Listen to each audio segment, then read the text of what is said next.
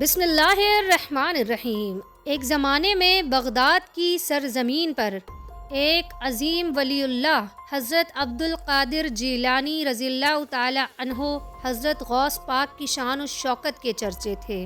آپ کی روحانی حیثیت اور علم و فضل کی وجہ سے لوگ آپ کی طرف رجوع کرتے اور آپ کی دعاؤں کے محتاج ہوتے۔ آپ کی زندگی میں بے شمار واقعات پیش آئے، جن میں سے ایک واقعہ خاص طور پر مشہور ہوا جو لوگوں کے دلوں میں آج بھی زندہ ہے۔ ناظرین، واقعہ کچھ اس طرح کا ہے کہ بغداد کے ایک محلے میں ایک چور کا خوف پھیلا ہوا تھا۔ وہ چور رات کے وقت گھروں میں داخل ہو کر لوگوں کی قیمتی چیزیں چوری کرتا۔ لوگ اس چور کے خوف سے رات کو سو نہیں پا رہے تھے۔ ہر گھر میں چوری کی وارداتوں کی وجہ سے ایک عجیب سی بے چینی چھائی ہوئی تھی۔ لوگ اپنی چیزوں کی حفاظت کے لیے مختلف تدابیر اختیار کر رہے تھے، لیکن چور کی چالاکی کے سامنے سب بے بس تھے۔ ایک رات حضرت غوث پاک رضی اللہ تعالی عنہ نے یہ سنا کہ لوگ اس چور کی وجہ سے بہت پریشان ہیں۔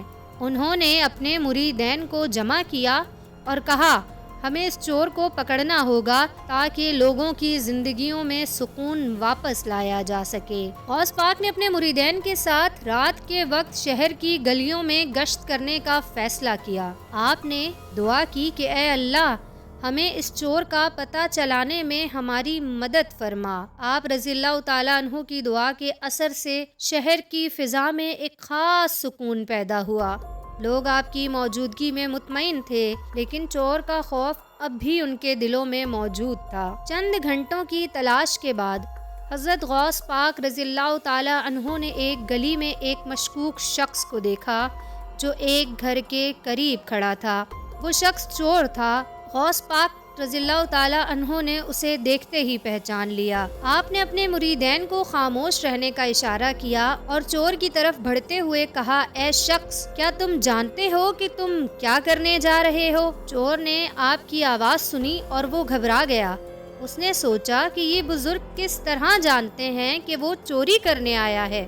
وہ اپنے ارادے میں کامیاب ہونے کی امید میں تھا، لیکن حضرت غوث پاک رضی اللہ تعالی عنہ کی موجودگی نے اس کے دل میں خوف پیدا کر دیا۔ چور نے اپنی چوری کی نیت کو بھولتے ہوئے کہا کہ اے غوث پاک، میں نے صرف کچھ قیمتی چیزیں لینے کا ارادہ کیا تھا، لیکن اب مجھے احساس ہوا کہ میں کیا کر رہا ہوں۔ غوث پاک رضی اللہ تعالی عنہ نے چور کی آنکھوں میں خوف اور شرمندگی دیکھی اور آپ نے فرمایا کہ اگر تم واقعی اپنی غلطی کا احساس کر چکے ہو تو اللہ کی رحمت تمہارے لیے دروازے کھول دے گی۔ چور نے گڑ گڑاتے ہوئے کہا، میں وعدہ کرتا ہوں کہ میں اپنی زندگی کو بدل دوں گا، میں کبھی بھی چوری نہیں کروں گا، برائے کرم مجھے معاف کر دیں۔ غوث پاک رضی اللہ تعالی عنہ نے چور کی توبہ کو قبول کیا اور کہا، اللہ تمہاری توبہ کو قبول فرمائے، اب تم اپنی گناہوں کی معافی مانگو اور نیک کام کرو۔ چور نے حضرت غوث پاک رضی اللہ تعالی عنہ کی باتوں کو دل سے قبول کیا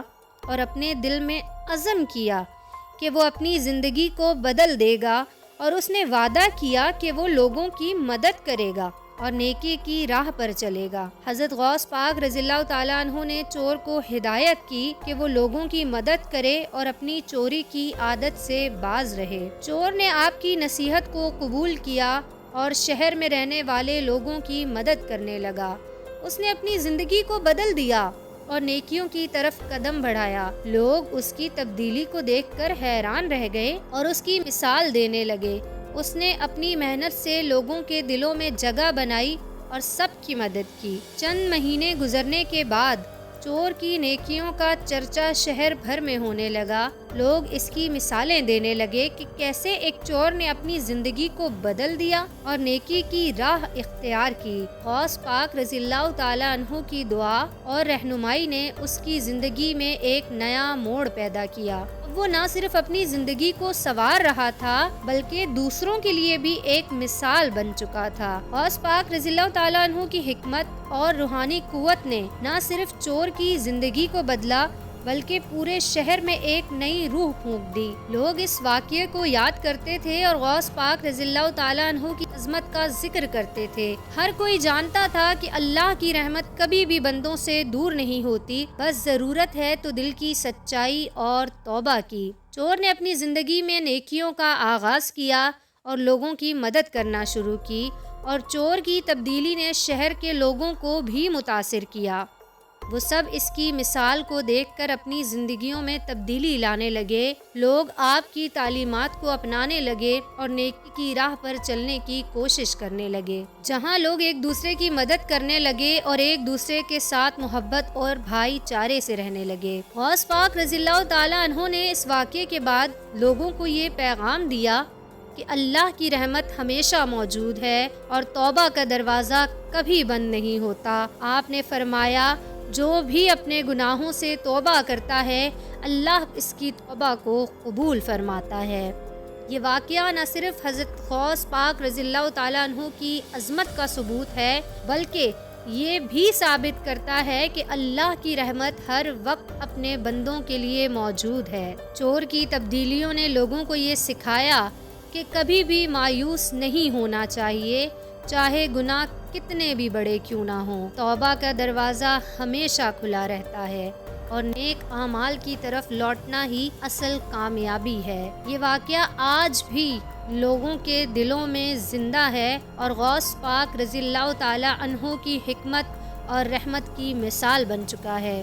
لوگ اس واقعے کو سن کر اپنی زندگیوں میں تبدیلی لانے کی کوشش کرتے ہیں اور یہ جانتے ہیں کہ اللہ کی رحمت ہمیشہ ان کے ساتھ ہے اور توبہ کے دروازے ہمیشہ کھلے ہوئے ہیں۔ دعا ہے کہ اللہ تبارک و تعالی ہمیں نیک اعمال کرنے کی توفیق عطا فرمائے اور کیے گئے گناہوں پر توبہ کرنے کی ہمت عطا فرمائے۔ آمین ثم آمین۔